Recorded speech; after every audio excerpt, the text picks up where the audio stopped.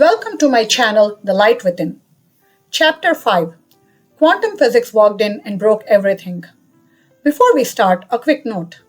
This chapter is very close to my heart. There was simply too much to fit into one episode, so I'm splitting this into sub-chapters A, B, and C. And this is part A. And in each one, we'll ask one deep question and bring it to both spirituality and quantum physics. So today's question is, what is the true nature of reality? Over the years, many physicists, philosophers, mystics, and consciousness researchers noticed something strange.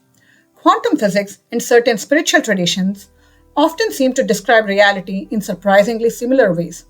Not the same language, not the same methods, and one does not prove the other. But the similarities became too interesting for many people to ignore. And honestly, once I started looking into it deeply, I could not unsee it either. In our last episode, we explored extraordinary human experiences. Ramanujan receiving mathematical formulas in dreams. Derek Amato suddenly playing piano after a head injury despite never learning music. And we asked a strange question. What if the brain is not generating consciousness but filtering it? Today, let's take that same question all the way down to the foundation of reality itself. What is reality actually made of?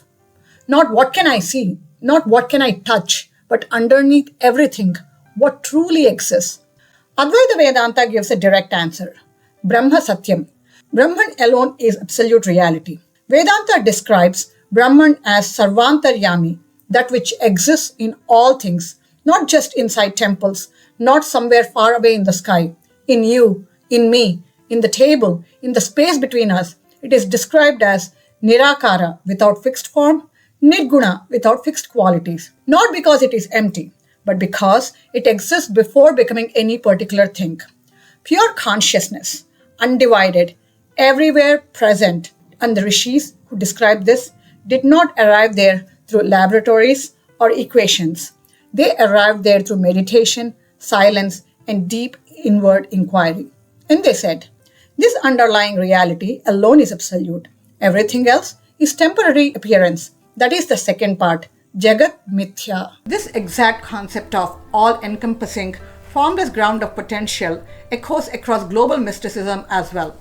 In Chinese Taoism, it is the unmanifest Tao, the formless source from which the entire universe flows.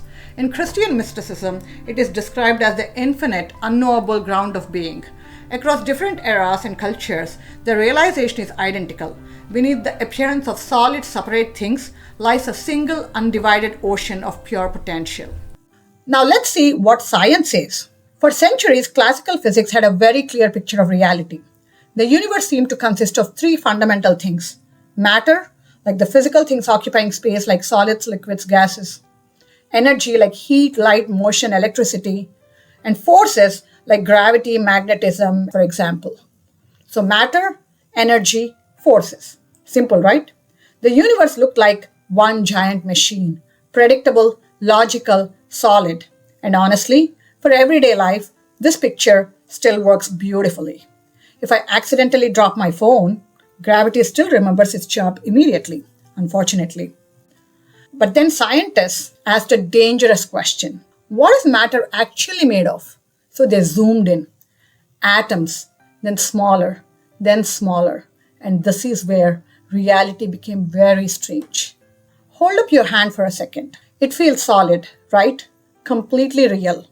Now zoom in. Cells, molecules, atoms. Now zoom inside the atom, and suddenly the solidity starts disappearing. An atom is almost entirely empty space. If the nucleus were the size of a cricket ball, the atom itself would be the size of an entire cricket stadium. Now here's where my brain completely broke. The electrons inside the atom do not behave like tiny solid balls orbiting neatly like planets, like they teach us in high school. They exist more like blurry clouds of probability. No fixed position, no hard boundary. Now keep zooming deeper. And the deeper physicists looked, the less solid reality became. First, molecules disappeared. Then atoms stopped looking solid. Then even particles stopped behaving like tiny objects. And at the deepest level physics has reached so far, the universe does not appear to be made of solid things at all. Quantum physics says underneath everything, there are only fields, not tiny hard particles, not microscopic Lego blocks. Fields, invisible, everywhere present fields. That means your body is not fundamentally solid. This chair is not fundamentally solid. The world only appears solid. What we experience as matter is more like temporary patterns forming inside invisible fields, almost like whirlpools forming in a river. They appear separate, they have shape, identity, but they never actually leave the river itself. And honestly, when I first heard this, my mind immediately went to the second half of Vedanta's statement, Jagat Mithya, which roughly translates to the world is not exactly what it appears to be. Not false, not imaginary, but not as solid and independently real as we assume it to be. And suddenly, the resemblance between these two descriptions became very difficult for me to ignore. Classical physics said matter equates to physical objects, energy equates to power and movement, and forces are what pushes and pulls. But quantum physics says these are not separate things. Matter is simply a localized ripple of a field. Energy is activity within the field, and forces are interactions between fields.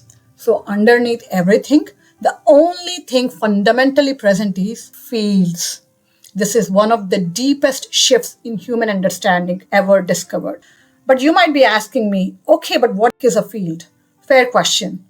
Imagine someone sprays perfume in one corner of a room. Within seconds, the fragrance spreads everywhere.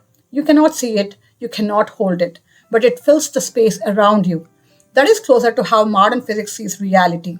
A field is something invisible, spread throughout space, and what we call particles are just like ripples in a pond. The ripple is not separate from the water, the ripple is the water, taking temporary form. Physics says reality behaves less like solid Lego blocks and more like patterns forming inside invisible fields.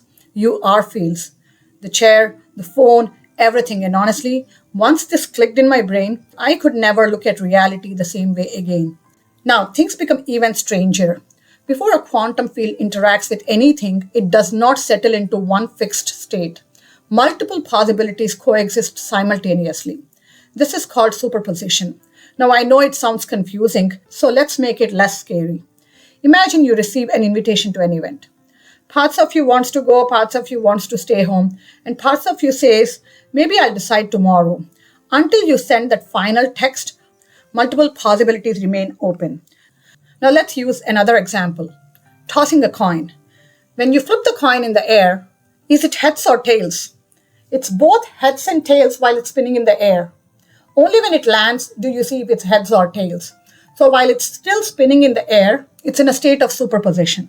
Only after interaction, which means after it lands, one definite outcome appears.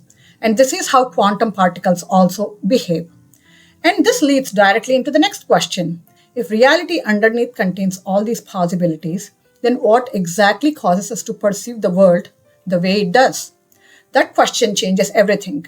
And that is where quantum physics becomes truly mind-bending. But now, pause and think about this carefully.